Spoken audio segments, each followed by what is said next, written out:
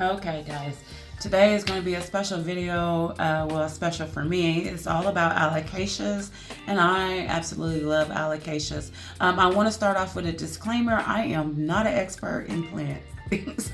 I'm not a botanist. I am nothing like that. I'm not a scholar in plant care.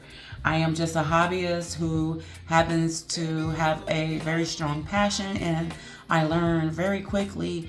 I'm just a fast learner, and I love experimenting with things and growing these plants. So I thought I would make a video on alocasia care because half of my collection is full of them, and I have learned so much in such a short time about alocasias, and I wanted to share what I've learned. So when I first got into groups on Facebook and stuff like that, I saw a lot of people making comments like, alocasias, spider mite magnets, or they're so finicky or fussy. And I just want to say that 100% all of that is true. 100% hands down. All of it is true. But the thing is, I also have other plants in my collections that are susceptible to spider mites as well. Like, if you're a hobbyist and you're collecting plants, there's no way around getting around pests. It's inevitable. They are coming. The pests are going to be there, and at some point in time, you're going to have to deal with it and face the pests, unless you have a nothing but like plastically leather-like plants in your collection that don't easily, get pests. You're going to experience pests at some point in time. So what I do for pest care is I basically try my best to wash down the leaves with water about once a week, or at least at the minimum once a month. I will schedule a day or a weekend where I will wash my leaves off with water. And I also use Jack's dead bug spray occasionally. I don't want my plants to get I don't want the pests to get so used to the sprays that I'm using to where the point where they don't work anymore. So I try to spray the leaves off and maintain them that way first with water, regular water, or I use dishwashing liquid or antibacterial soap and alcohol spray, and I try to do that. Now, if ever I have a breakout or something like that, I can bring out the big guns to spray and eliminate that immediately. I don't want to keep using spray on them every week, and then the bugs or the pests get used to that. And I also use satchels as well in my collection, pesticide, beneficial mites in my collection as well. I will use that on the plants that I know are highly susceptible to spider mites. So that is what I say about the spider mites. It comes and it goes, but there's nothing to be afraid of when it comes to alocasia care. It's actually quite exciting for me. It's fun. I love to watch them grow. And I'm going to tell you some tips that I have about them. So my very first alocasia in my collection was the Alocasia poly, this one. I have two Alocasia polys in my collection. I have a really, really big one, and then I have this one. And this one happens to be one of my favorite, only because this is the Alocasia that taught me a lot about alocasias. This is the most common alocasia that you can find in almost all garden stores. I think I got this one from Walmart, either Walmart or Home Depot, one of them. But when I had this, it didn't look like this. It had a fuller, beautiful foliage on it, and I think what had happened, it was a while ago, so what I think happened is I tried to repot this, and I tried to repot it, and when I came home, the bottom leaf was yellowing off and dying, and I'll put a video up here. Okay, so I made a big boo-boo with this plant. It was doing just fine. It was thriving, and I saw these yellowing of the leaves, and I decided to check the roots, and yes, it was having root rot. So I pulled off the bad roots. I have this soaking in some water and peroxide right now.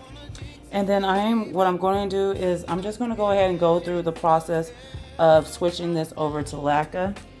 Because I'm not doing so great with soil. This soil mix that I had put it in, or this mix, look at the roots. Look at the roots. Yeah, that was my fault. Totally fucked that up.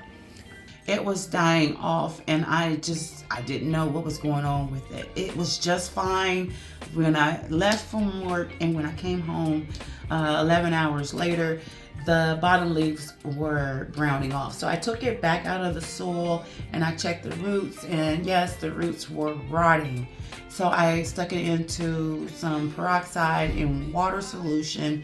But I just noticed that the leaves just kept falling and falling.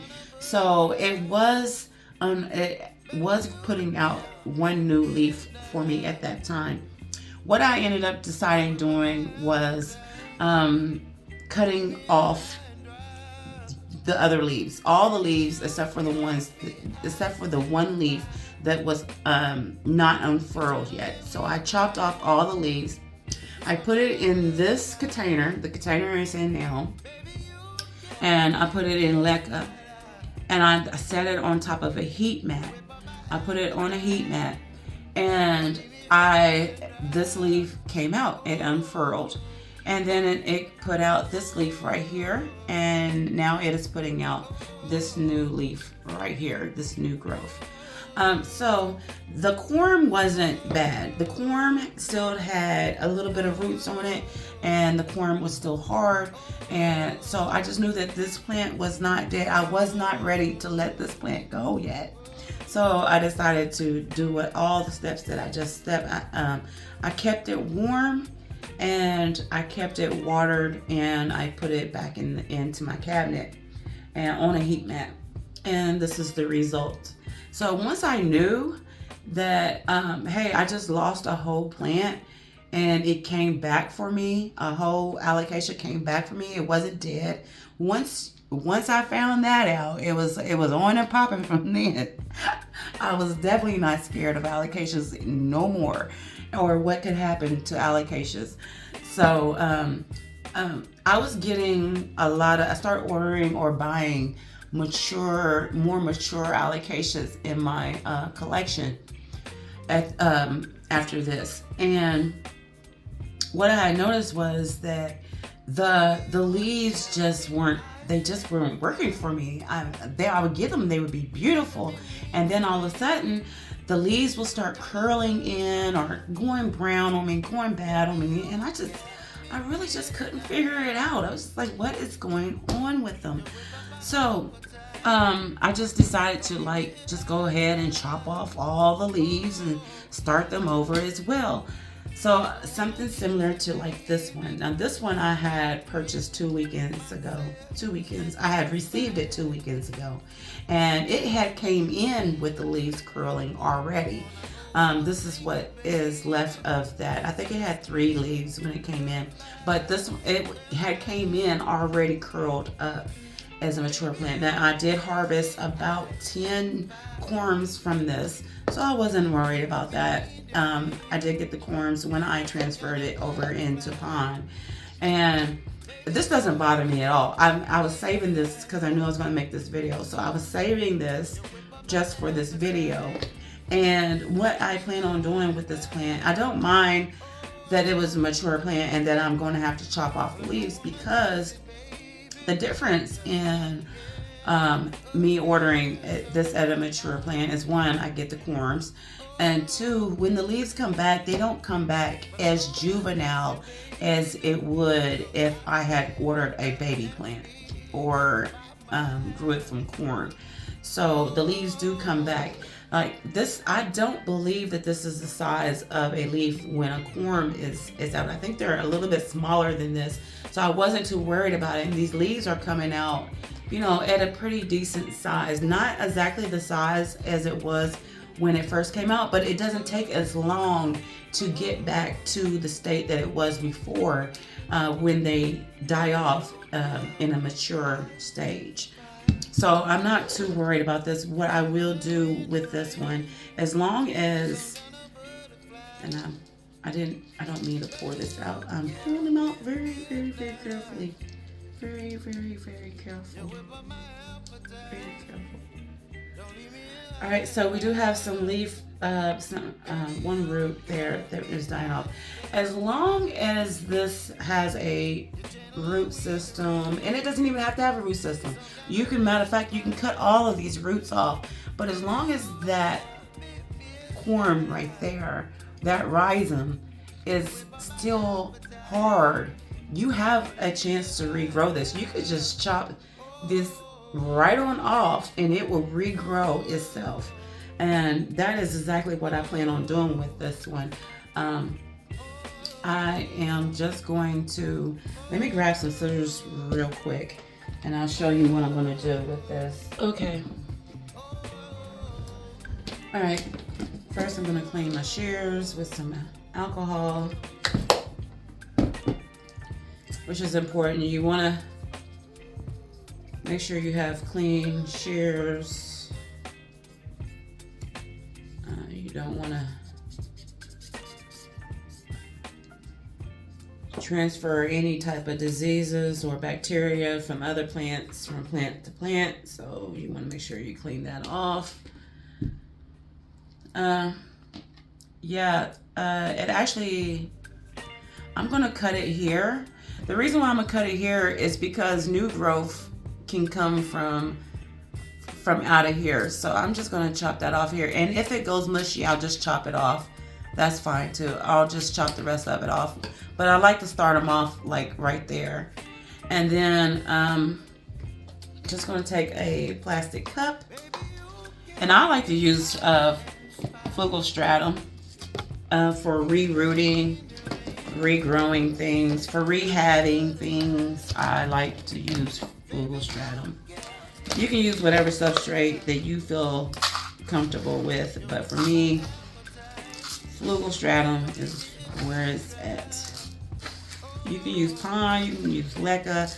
I did use leca for the first one, but it also had a leaf on that one. But I'm just gonna wrap that around, stick that right in there, fill it up.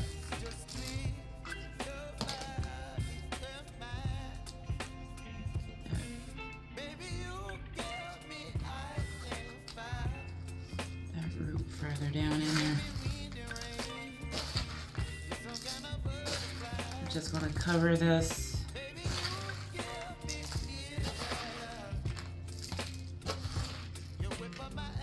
And like I said, if the rest of this goes mushy and soggy, I would just chop that off and start it from the base. And then I'm just going to put some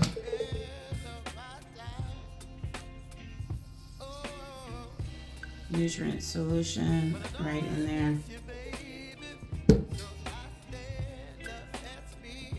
And then I'm going to put this into my hospital where I have all of my other rehabs at, which is right here. This is what I call my hospital for Alocasias. I have some already rehabbing in here, so you don't have to wait for results. And I keep this on a heat mat. I barely water it. It stays pretty humid. In here. I have one that's already, I'm not ready to repot this one yet, but it could be potted up. But here is my dragon tooth that all the leaves curled up on and fell off. It's been in here, I don't have a date on this one, but it's been in here for a while. And I chopped off all of the leaves on this one, and it is growing back. You can see that. The leaf's growing back on that one. This is my black diamond, which I had 2 stumps for that one. And they are growing back. There's 2 of them in there. You can see that one and this one. They are growing back. And I put this one in soil because I wanted to see how it did in soil. So that is in there. Then I had a, so that's my black diamond and my dragon tooth. I had a dragon tooth, black diamond. Hold on one second. I got the name right here.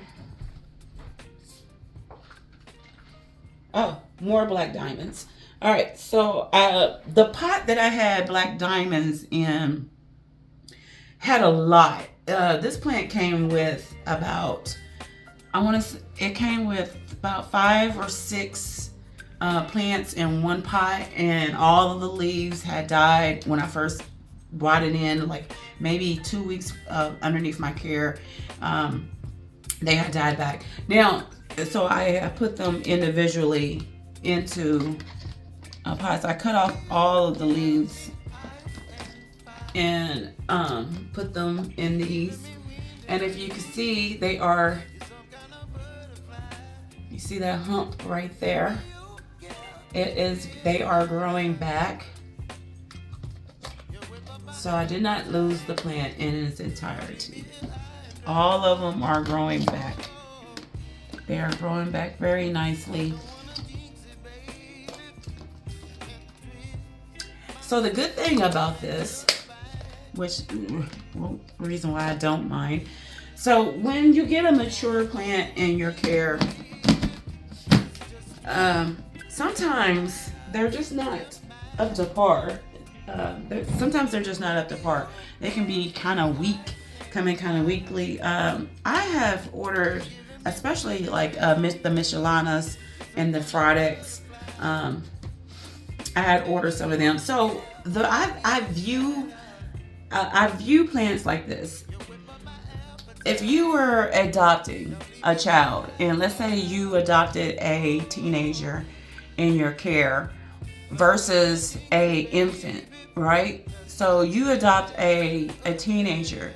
This teenager is already set in its ways, almost. It's more of a struggle to acclimate a teenager to your environment and how you run your household and how you want to raise them to how they've been raised in the past.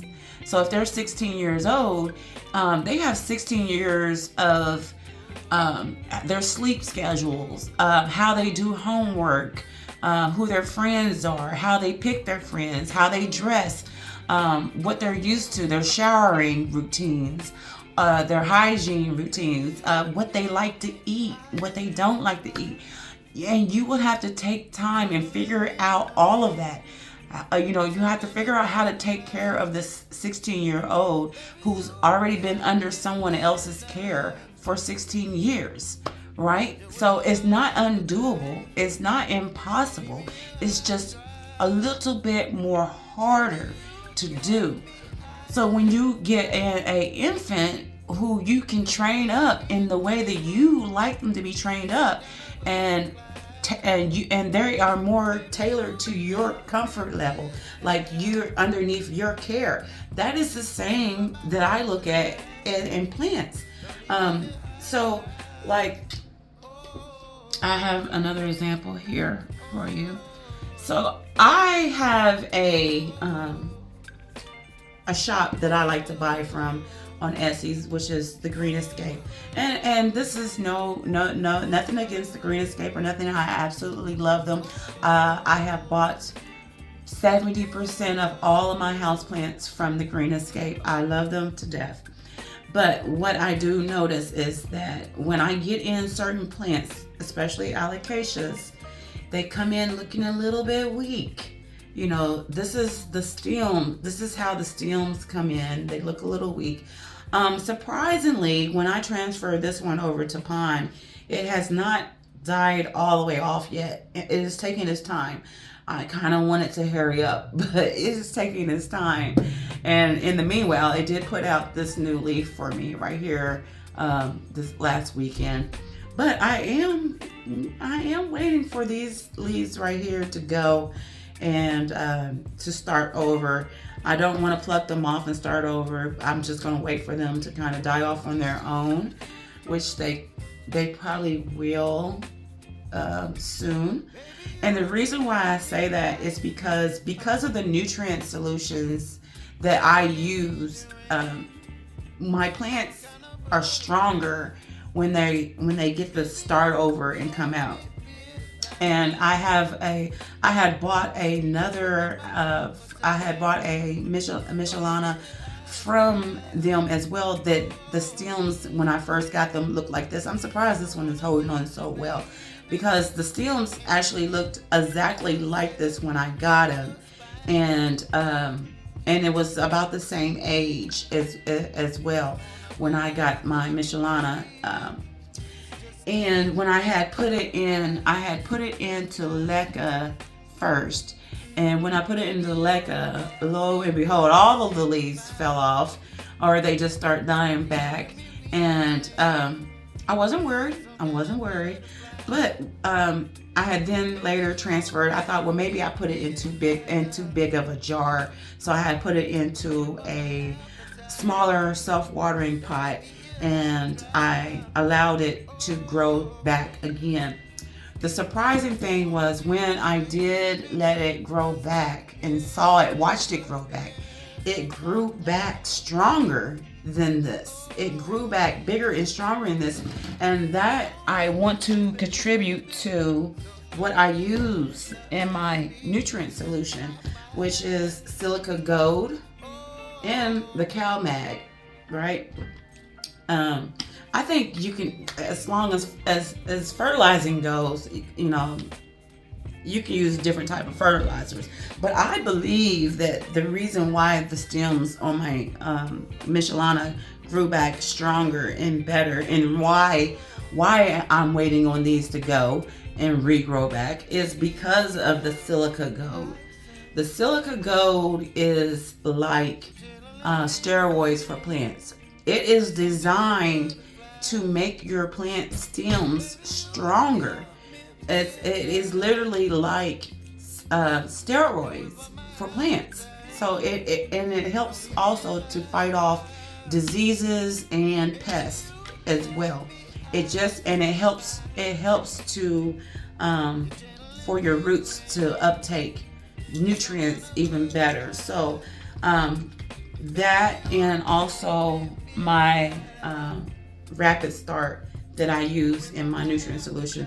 If you haven't seen how I make my solution, I do have a video on my playlist on my Facebook profile about nutrient solutions. I am I'm currently testing out the entire line of TPS now versus my Grow Technology. So I will let you guys know. I just started that, so I will let you guys know how that turns out. But I want to show you my Michelana, because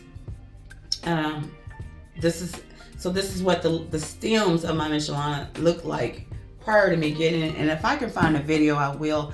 I will put this out there. I had made an update video on my Michelana. I got 2 products in at the same time, and I accidentally posted the wrong baby picture, the wrong starting picture for my Michelana on my Instagram, and I took that video down because I had put the wrong baby Michelana in the update video. So I do have a video of what my Michelana looked like prior to it losing all of its leaves and regrowing its leaves back. So I will post that. I will put that on here as well. it's still astounding. It's stunning to me because this is my Michelana now. And I am absolutely in love with it. It is doing amazing. It's about to put out a new leaf for me. It has been putting out a new leaf ever since I put it into pond. It has been putting out a new leaf for me, I want to say once every 2 weeks is what it's been doing. So this was the first leaf that came out. I'm telling you guys, I lost all of the leaves. All of the leaves I lost. And this was the first one that came out. And then this was the second one that came out. And this was the third one that came out. And then these babies popped up. The babies popped up. And now it's putting out another leaf, which I'm so excited to see that one come out. And like I said, all of this growth happened last month, in the month of November. Yeah, so 30 days. It took a minute for the first leaf to come out, but once the first leaf came out, all of these leaves just start coming out. The babies came, everything came, and I'll show you guys the root system here in the self-watering pot. So that is what it looks like.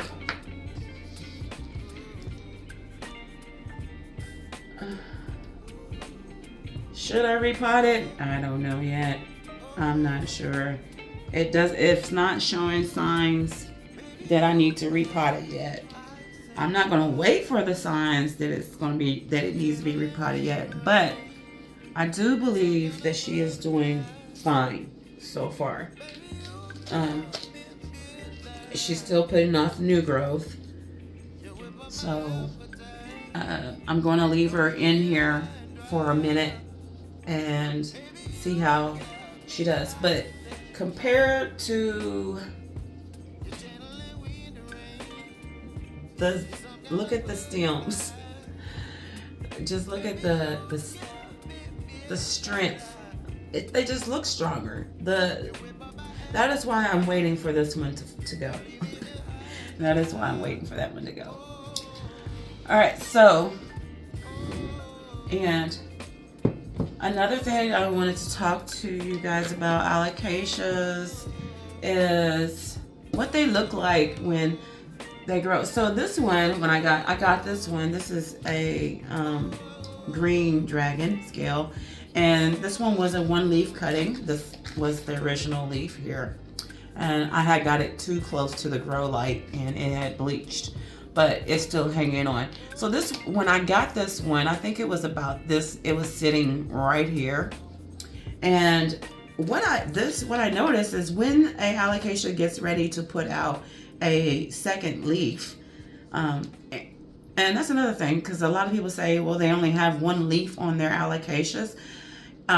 Up your fertilizer. If you find that you're growing one leaf, losing one leaf, growing one leaf, losing one leaf, I would definitely say up the fertilizer on your alocasias. They need to be fed. They need to have enough. They need to have enough nutrients to sustain all of its leaves. So whenever a plant is putting out a new leaf, I like to make sure that it is being fed well. That way it doesn't drop off other leaves. But this one, what I noticed is when they're getting ready to put out a new leaf, this one went from, I literally watched it with my own eyes. It went from this height to this height, and then it put out this one right here. It put out this one. So that's how I knew it was pregnant, is that it grew taller so it could actually put out that new leaf. And then this one came out. I believe that's right. One of these two. I'm pretty sure this was the last one that came out, because it's the bigger one. But yeah, so Just like my Queenie here, who's getting big now. I got her as a tiny, teeny, tiny baby, and she has stretched over the weekend. She's gotten taller over the weekend, and she is putting out a new leaf. So, and she's been living in Pond for a while. She's very happy in Pond that I'm aware of, and yeah, she is getting ready to put out a new leaf. I just noticed this weekend that she was getting taller, and I'm like, oh, okay, she's getting ready to give me a new leaf. Yay! I love that. So that is for that part. I do also want to talk about black velvets and what I've been doing for my black velvet. So some Alocasias like Pond, some Alocasias like Leca, some Alocasias like Soul, and so it's all about testing out. I do know that my Fridex love Pond, so that is given. I know that my Polly likes Leca. She's doing fine. But I had struggled with my black velvet. This is actually the second black velvet I have, because the first one I killed. And it probably wasn't dead. I just didn't know how to rehab it. But this is my second black velvet, and for a while it was only giving me one leaf. It would put out one leaf and the other one would fall off and die, and I just was trying to figure out what was going on with it. This particular black velvet loves soil, aeroid mix, and it also loves to be in the self-watering pot. I keep it fed. I put about that much water in it with nutrients in there.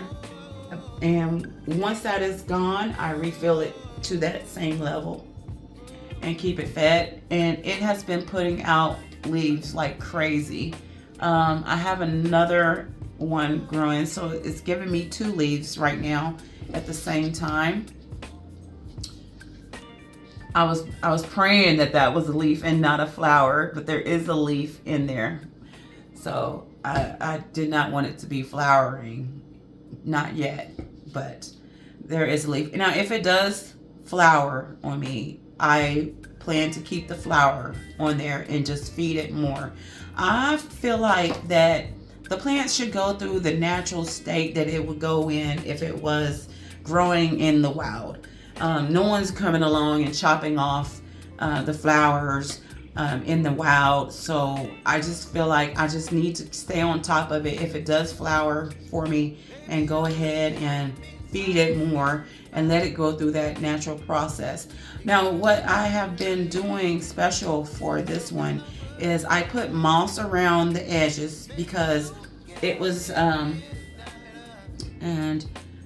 I will start putting moss around the edges. I don't know if you can see it. When I start seeing aerial roots coming out. This one has 1 or 2 over here on the side, and I'm not sure if you can see it in there. But it is, when it looks like that, when I see this coming, I will start putting moss around the base of the plant.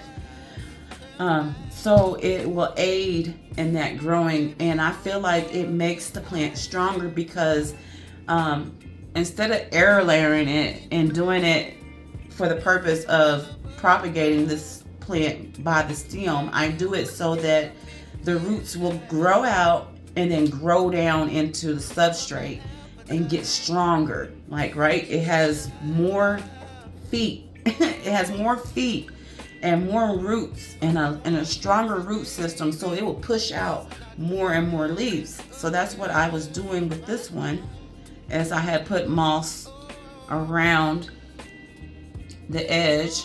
I have to be careful because it has corms growing out as well.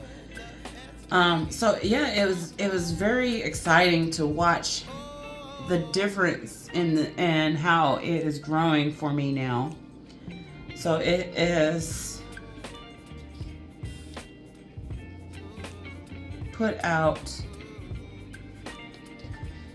it has rooted down into the soil, and it also has some corms hanging off the side. And I don't want to take the corms off yet, but that is doing well. And it, like I said, this was a one leafer. This was the leaf, and it's still hanging on. This leaf is still hanging on, but this is the first leaf that it came with, and then it put out this leaf. So for a while it was just these two leaves hanging out, and then it put out this one, and then it put out this one. So I'm excited to see what the next two will look like. And I will say that black velvet corms take forever to grow out. I've been waiting, and I do have some corms that are coming out here. These are my first set of corms that I ever grew out, and I'm sure my next set will be better, because I will get better as they go. But these are some of my first corms that came out. And if you're not familiar with alocasias and corms, you can, I have my longoloba right here, and you guys, and I'm getting to the point where I'm just like, fuck them corms. Them corms can stay in the pot because I have way too many corms growing. I love to watch them grow out, and as insurance to make sure that you have another plant. Yes, I will take some corms and grow them out to make sure that I have a insurance backup plant.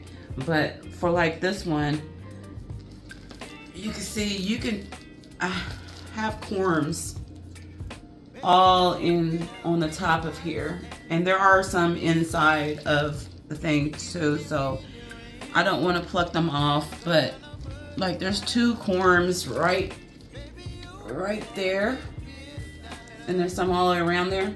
If I wanted to, which I don't, because I actually have 17 longoloba corms already rooting,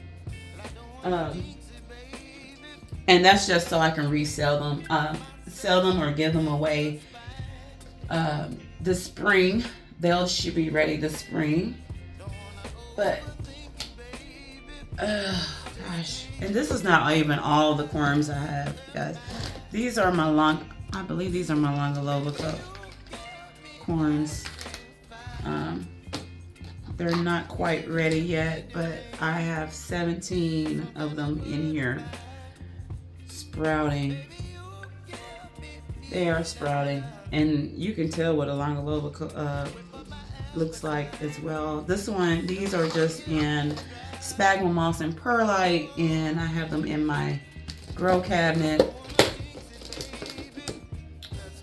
They should be growing out there soon. These are my Cupera, Alocasia Cupera corms, which I think I have 10 of them in here. I also have some black velvets corms in my cabinet, as well as the maharanis in the cabinets as well. These are my Cupera corms, and it's just in a mixture of perlite and I have perlite in here, as well as flugel mixed in here. So, and yep, they're doing happy. They're doing fine growing those out. I love Cupera babies. I love those. So I think that about wraps it up. There is just like one last thing. I feel like in 2024 there is going to be a boom in variegated alocasias. I think that's what's going to be the new thing. I showed you two of my variegated ones. I also have three more in the cabinets. I have a variegated black velvet, the green form. I have a variegated pink. What is it? I have so many of them. I have a pink and a mint variegated poly as well. You know, I'll show you some of them real quick. All right, so this is my variegated pink dragon. She is still new, still young, and still growing. And then this is my variegated pink poly. She was putting out a lot of white leaves, but she has a very pale pinkish color in there. I don't know if you can see, but she is putting out a new leaf.